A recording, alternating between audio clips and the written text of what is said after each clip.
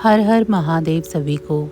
आप सभी का एक बार फिर से स्वागत है हमारे चैनल भक्ति ज्ञान विद नीतू में। नवरात्रि के पावन अवसर पर आज मैं फिर लेकर आई हूँ नवरात्रि के चौथे दिन की कथा व पूजन विधि।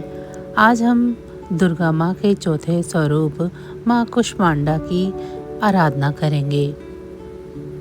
आइए भक्ति भाव से सुनते हैं माता की कथा और पूजन विधि। प्राचीन काल की बात है, जब कुछ भी नहीं था, न सूर्य, न चंद्रमा, न आकाश, न पृथ्वी, केवल चारों ओर अंधकार और शून्यता थी। उस समय केवल एक आदि शक्ति ही विद्यमान थी। उस समय में न कोई दिशा थी, न आकाश, न पृथ्वी, न कोई जीव जंतु और न ही कोई गति। उस समय केवल जो शक्ति विद्यमान थी वो शक्ति थी आदि शक्ति माँ दुर्गा। माँ ने अपनी हल्की मंद मुस्कान से ब्रह्मांड की कल्पना की। तब उनके मुख से निकली हुई दिव्य ऊर्जा से चारों ओर प्रकाश फैल गया। उसी प्रकाश से सूर्य, ग्रह, नक्षत्र, आकाश, पृथ्वी और जीवों की उत्पत्ति हुई।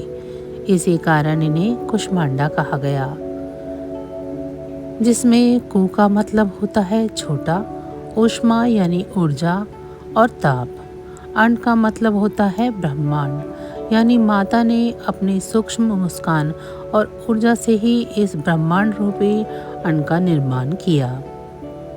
माँ कुष्मांडा की 8 भुजाएं हैं, इसीलिए इन्हें अष्टभुजा देवी भी कहा जाता है।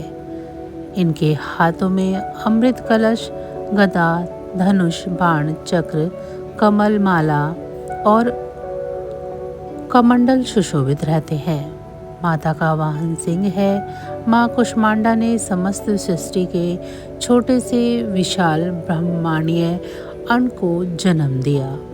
यह समस्त ऊर्जा, समस्त प्रकाश, समस्त गर्मी और समस्त जीवन का स्रोत है। इन्हें मुस्कुराती हुई माता भी कहा जाता है। इन्हें बस मुस्कुराना होता है।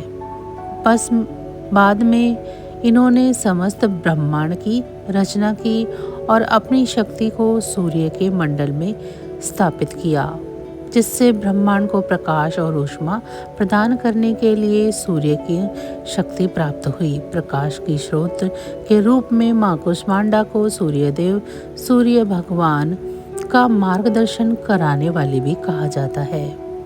वे सूर्य के केंद्र में निवास करती हैं और उन्हीं की प्रभा से सूर्य प्रकाशित होता है। माता की पूजा के लिए नवरात्रि के चौथे दिन प्रातःकाल स्नान करके स्वच्छ वस्त्र धारण करें। स्त्रियां लाल, पीले या नारंगी वस्त्र पहन सकती हैं।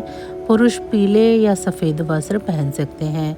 स्वच्छ आसन पर बैठकर संकल्प करें कि हे माँ कुष्मांडा, मैं आज आपकी पूजा विधिवत करूँगी और मुझ पर कृपा करें। इसके बाद माँ की प्रतिमा या चित्र के सामने कलश को स्थापित करें।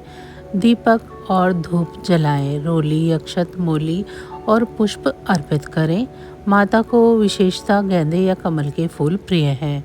भोग के लिए माँ को कद्दू, जिसे कुमड़ा कहते हैं, उसे अर्पित करें।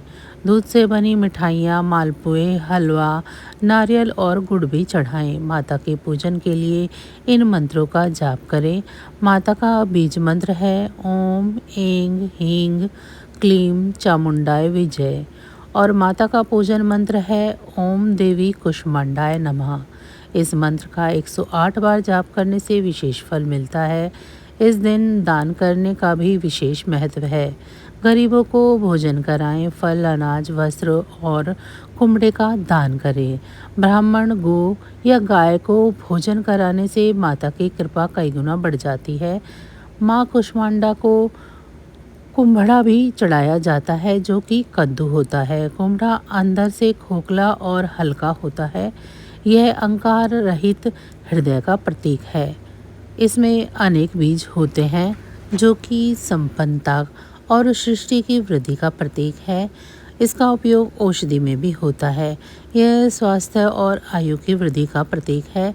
इसीलिए जब भक्त माँ को कुमड़ा अर्पित करते हैं तो इसका अर्थ है कि माँ, जैसे ये कुमड़ा खोखला है, वैसे ही हम भी अपना अहंकार शून्य करके आपको अर्पित कर रहे हैं। हमारी जीवन ऊर्जा आपकी ही देन है। माता को कुमड़ा अर्पित करने से भक्त को स्वास्थ्य, ऐश्वर्य और दीर्घ आयु मिलती है। यह एक भोग प्रसाद है जो सात्विक और शुद्ध रूप से चढ़ाया जाता है। कुष्मांडा माँ की पूजा करने से सभी रोग और भय नष्ट हो जाते हैं। जीवन में सुख, समृद्धि और शांति आती है। आत्मिक बल और तेज में वृद्धि होती है। भक्तों का हृदय प्रकाश और ऊर्जा से भर जाता है। यह आध्यात्मिक साधकों के लिए शुद्धि और तपस्या की देवी है, जो हमारे सभी कर्मों को शुद्ध करने के लिए ऊष्मा और प्रकाश प्रदान करती है। तो यह थी चौथे नवरात्र की पूजा विधि और कथा। आपको माँ कुष्मांडा की यह कथा कैसी लगी, कमेंट करके ज़रूर बताएं। कथा अच्छी लगी हो तो वीडियो को लाइक करें और मेरे चैनल ज्ञान भक्ति विद नीतू को सब्सक्राइब करना ना भूलें। धन्यवाद।